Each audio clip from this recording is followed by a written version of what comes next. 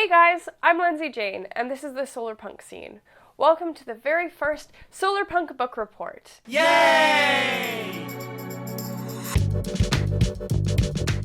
The book that we're going to be reviewing today is the book Sunvault, Stories of Solarpunk and Eco-Speculation.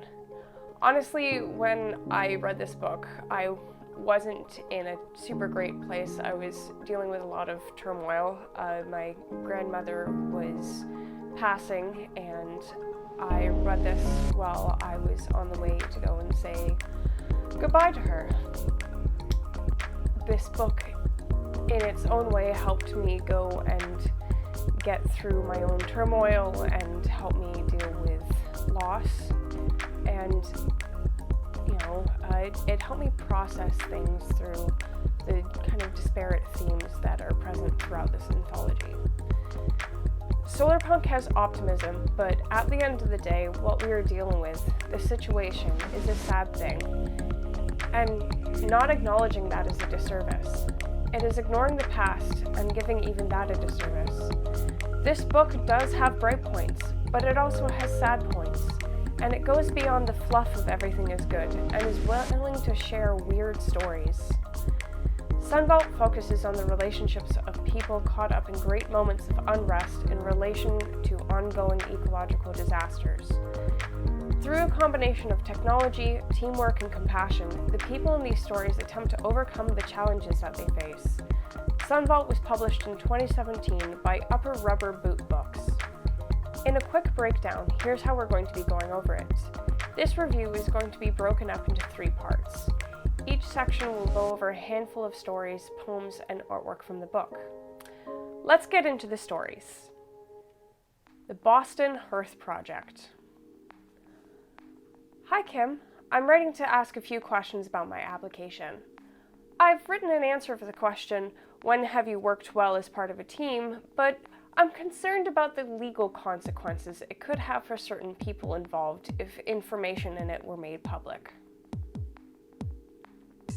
The Boston Hearth Project takes place in the near future Boston and is presented in a retelling of events through a series of emails.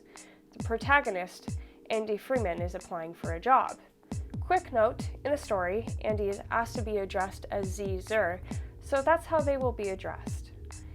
In part of the application, Z talks about how a team of people that Z was part of used augmented reality, or AR technology, to take over a climate-controlled and state-of-the-art business center in order to turn it into a homeless shelter to help protect people against worsening climate events. The story is fast-paced and exciting, and makes you consider the possibilities of AR technology. To best explore the impact of the story, let's look into the history of Boston. Boston, USA was colonized by Puritans in 1630. Before that, it was inhabited since at least 2400 BC by the Massachusetts tribe of Native Americans, who called the peninsula Shawmut. The city has faced a turbulent history since the beginning of its inception. From events occurring such as the Boston Tea Party, which was a major spark for the American Revolution, to the Boston desegregation busing crisis, Boston is no stranger to its people clashing over their beliefs. Along with this, the city had the Boston Brahmin, or Boston elite, being highly influential in the development in the city.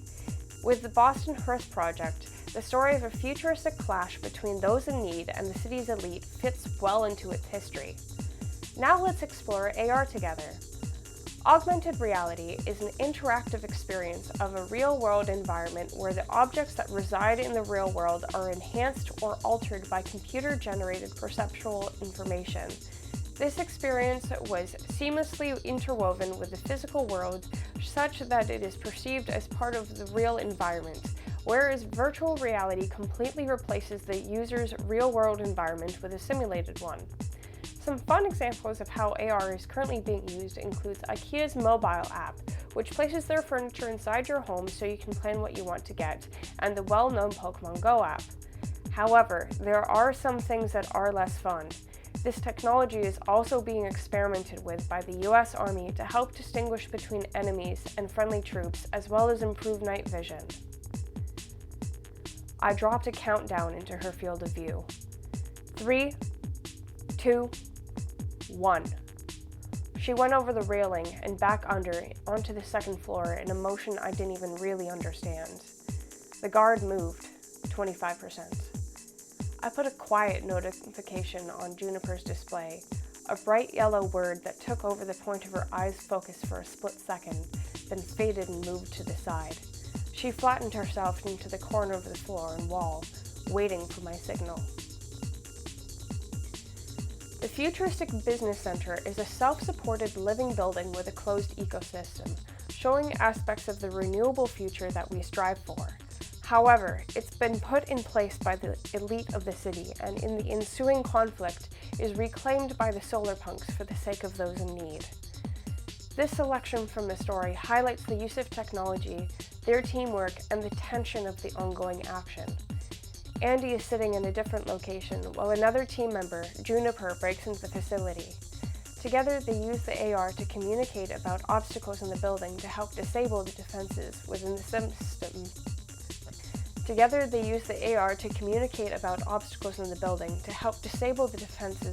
system. To allow for people outside to storm the building and take it over.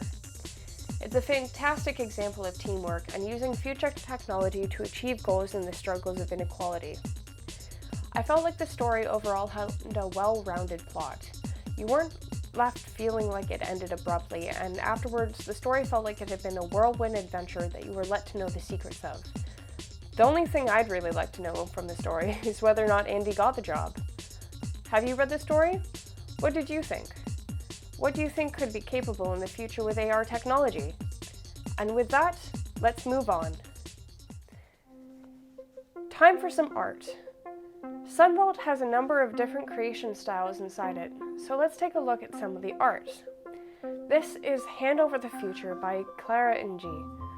It is one of the first things you see when you open the book, and it is striking.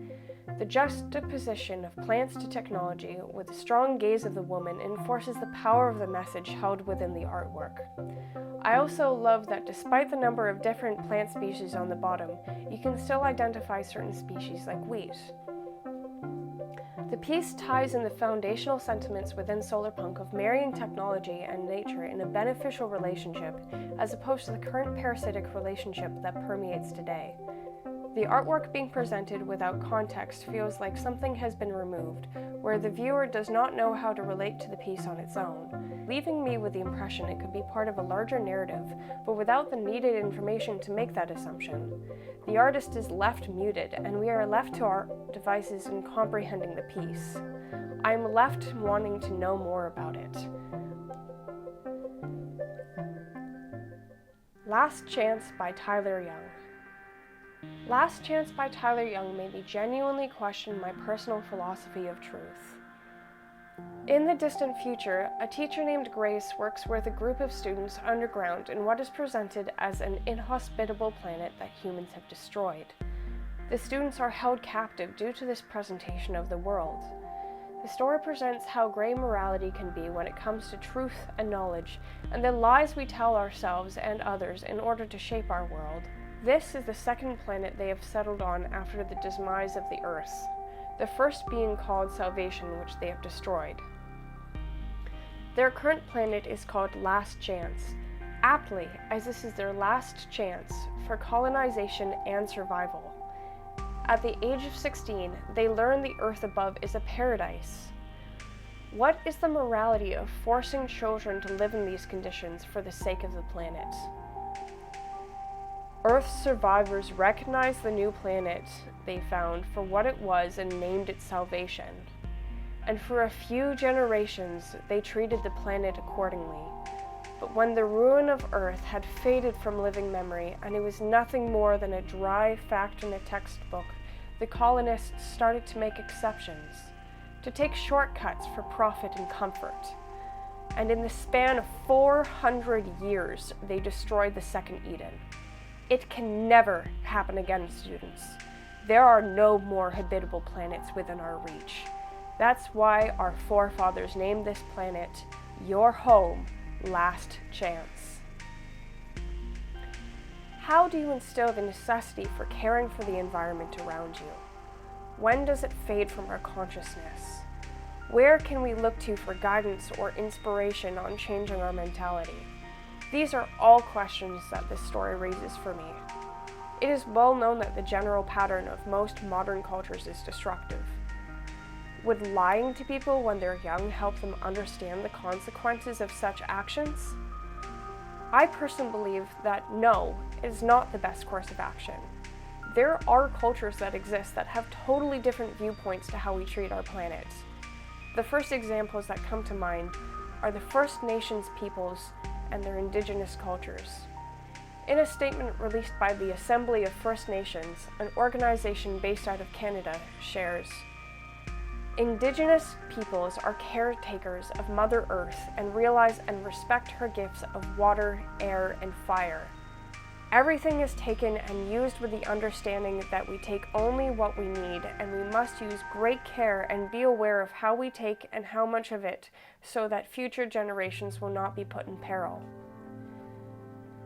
We can change our relationship to how we treat the earth by enacting a similar mentality within our day-to-day actions. One such method, permaculture, which has a complicated history with Indigenous peoples the world over, wherein appropriation and cultural rebranding is the name of the day. The term itself means permanent agriculture or permanent culture, in which people do their best to live in a sustainable and non-destructive manner. To provide further context, I have an upcoming book review planned for Practical Permaculture by Jesse Bloom and Dave Boulain, as well as a future interview with environmental defenders and Indigenous people. I really enjoyed the story, and it made me question my dedication to truth-telling, as well as my honesty for not only myself, but for the people around me. These are traits which others have demeaned as naive, and this narrative gave me a different lens to view honesty and truth within myself, and how I handle the situations that come up in my own life. In the end, the character decides to hide the truth, which challenges my own moral compass. I don't agree with how they were training people to get them to understand the consequences of environmental degradation. I question the cost of lying to these children, the separation from the parents or nature. What would happen if someone in the future of this world decides that this methodology is too cruel and should stop? What would this mean for their society? For these children, there is no connection to nature or the planet. This is a society that is fundamentally built out of fear and punishment, whether the author intended it to be as such. What do you think? Do you think we should always tell the truth, or do you think that lying is important under certain circumstances? And with that, I present to you this wonderfully vivid poem, Solar-Powered Giraffes by Jack Pevyhouse. The sleek machines traverse the land like gilded towers. Their footsteps enrich the soil, their tongues purify the water. This poem gives just a glimpse into a different world where these creatures exist and benefit their environment. It has a distant relationship to the recent PS4 game Horizon Zero Dawn, in which the planet is primarily inhabited by machines whose function is to restore the planet. I do hope that plant-powered giraffes exist along these solar-powered giraffes, however. The Desert Blooming. The Desert Blooming is set in a world that has been devastated, but shows just how resilient people's resolve can be when it comes to fighting for nature and the environment. This was one of the stories where I sat there truly wanting to know more about the people and the world that they were in. If you want an example of people working together through adversity, then this is a story for you. Sometimes with these kinds of stories, I feel like it would be nice for us to see the fruits of their labor. But like environmental work in general, it's knowing that results won't always be seen until future generations. Someday, the greenbelt to the south and our greenbelt would meet. We could drive the desert back until the sand would no longer ravage the coastline, and the great river could sustain farming life again. Someday we would abandon domes entirely, Ibra said, except as places of sanctuary in emergency conditions. This story both mirrors certain environments that people are already dealing with and predicts what could happen if we do not care for our world. One of the crises that is rising in our world is the issue of desertification. Desertification is a form of land degradation where fertile land becomes increasingly arid through either natural causes or man-made causes. This is an issue that is occurring all over the world, but this story mimics a solution that is currently being worked out in Africa. The Great Green Wall is an African-led movement with the ambition to grow an 8,000-kilometer natural wonder of the world across the entire width of Africa. As stated on the organization's website, a decade in and roughly 15% underway, the initiative is already bringing life back to Africa's degraded landscapes at an unprecedented scale, providing food security, jobs, and a reason to stay for the millions who live along its path. The wall promises to be a compelling solution to the many urgent threats not only facing the African continent, but the global community as a whole, notably climate change, drought, famine, conflict, and migration. Once complete, the Great Green Wall will be the largest living structure on the planet, 3 times the size of the Great Barrier Reef.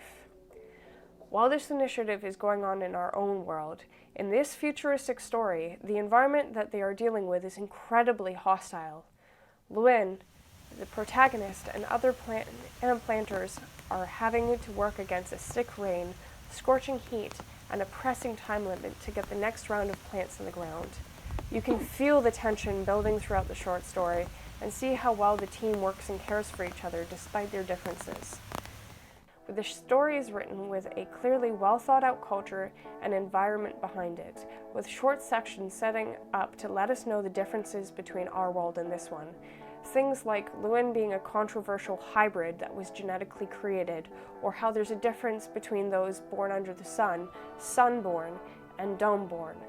Glimpses of this complex world fill out a fascinating image of the scenario we're introduced to, and frankly, leaves me wanting to know more.